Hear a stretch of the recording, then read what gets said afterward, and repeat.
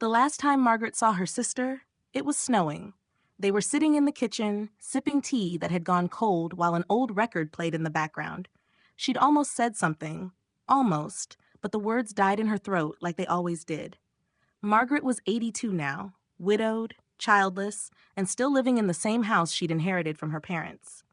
She moved slowly these days, but her mind was sharp.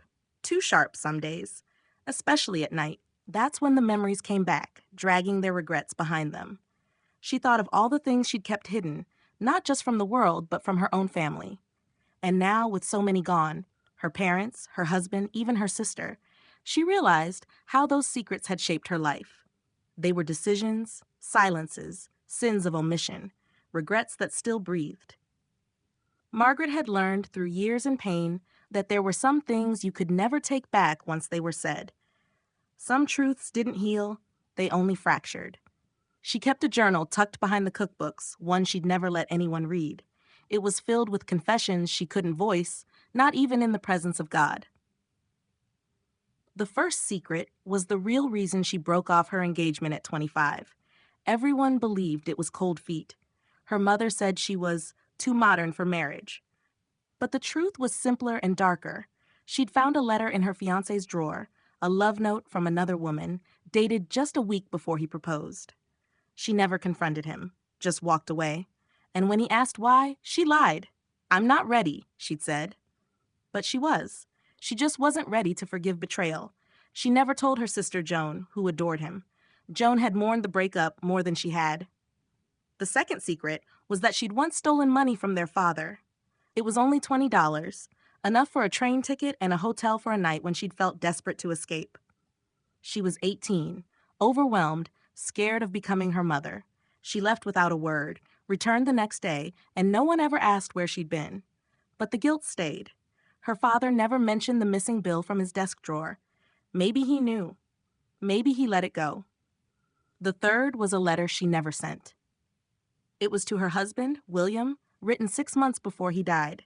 He'd grown distant after retirement, bitter and cold, lashing out at little things. She thought he didn't love her anymore.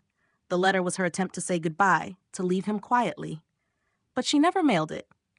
The day she planned to go, he collapsed in the garden with a heart attack.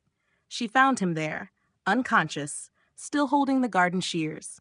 She never got to say what she meant, never told him she'd planned to leave, never told anyone. The fourth secret was that she knew her sister's marriage was a lie.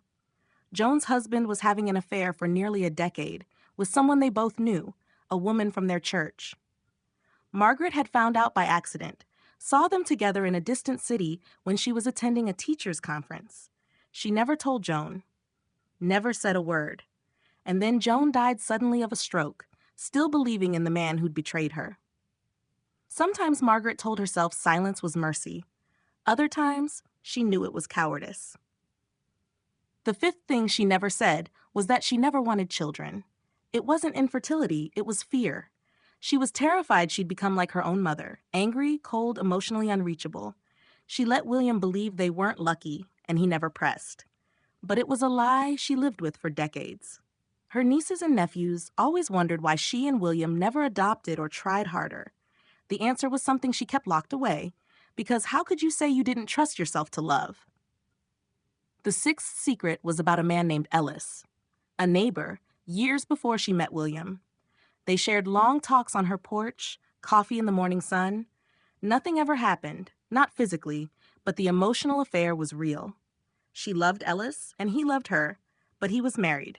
And Margaret, raised in guilt and shame, ended it.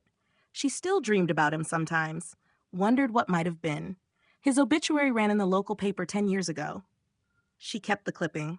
The seventh secret was small, petty, and cruel. She'd once let someone else take the fall for something she did. A broken vase at school when she was a child. A classmate was blamed, and Margaret stayed quiet. The girl cried when the teacher yelled at her. Margaret still remembered her name, still remembered the guilt hot in her chest. She never told anyone. It haunted her for reasons far bigger than the vase. The eighth was a truth about herself. She never admitted. She was lonely long before she was alone. Even when William was alive, even when her sister called every Sunday, Even when the house was full on holidays, there was a part of her that felt unseen. She never told her family how disconnected she sometimes felt, how hard it was to carry the weight of so many unsaid things. They thought she was content. She let them believe it. And the ninth secret, the one she would take to her grave, was that she didn't want a funeral. She wrote it in her will, simply: no gathering, no speeches, no ashes scattered. Just a quiet end. Because she'd spent her life listening to others talk, others reminisce, others claim they understood her. But no one really did. Not fully. And Margaret didn't want to hear the lies they'd tell to comfort themselves when she was gone. She closed her journal, hands trembling slightly from arthritis. The house was quiet, the kind of silence that makes your heartbeat feel loud. Outside, snow was falling again, the same kind of snow that had filled the air the day she last saw Joan. She stood slowly and went to the window. The street was empty, just white on white. Her reflection stared back at her from the glass. Deep lines, gray eyes, hair like cobwebs. She was still here, still breathing, still full of the things she'd never said. Not all secrets are sins. Not all silence is shame. But she wished sometimes that she'd been braver, that she'd let herself risk the rupture. Maybe it would have changed nothing. Maybe it would have changed everything. Margaret turned off the light and let the darkness settle around her. Another night with her secrets. Another night still alive, but full of regret.